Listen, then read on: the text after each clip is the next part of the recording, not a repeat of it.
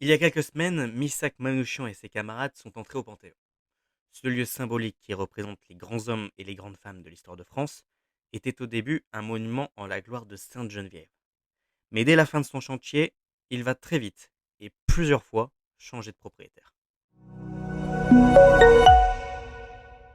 C'est en pleine guerre de succession d'Autriche que Louis XV tombe gravement malade dans la ville de Metz. Pour finir cette guerre en pleine forme, il invoque la protection de Sainte-Geneviève, alors patronne de la ville de Paris, la capitale du royaume. Miraculeusement rétabli, le roi se rend en pèlerinage sur la montagne Sainte-Geneviève, à l'abbaye où se trouvent les reliques de la sainte. Et de par ce miracle, le roi promet la reconstruction de l'église. Mais alors que les caisses de l'État sont vides, c'est une loterie royale qui est organisée pour financer la construction. Le projet est confié à un jeune architecte peu connu, Jacques Germain Soufflot. Le projet est vraiment imposant. Un bâtiment en forme de croix, une triple coupole pour s'élever toujours plus haut, des matériaux très chers. Et Soufflot aura vu tellement grand qu'il meurt avant la fin de la construction. Et c'est ses assistants qui reprendront le flambeau jusqu'à la fin. Seulement, le chantier se termine en 1790, alors en pleine Révolution française.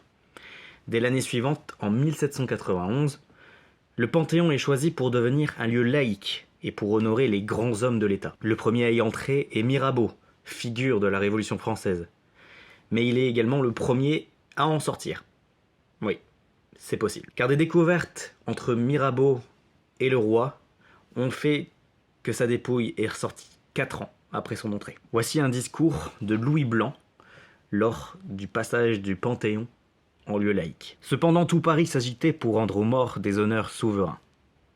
Le 4 avril, anticipant sur l'avenir, l'Assemblée décréta que la nouvelle église de Sainte-Geneviève serait consacrée désormais à la sépulture des grands hommes, que Mirabeau était jugé digne de recevoir cet honneur, et qu'au-dessus du fronton de l'édifice seraient gravés ces mots « Aux grands hommes, la patrie reconnaissante ».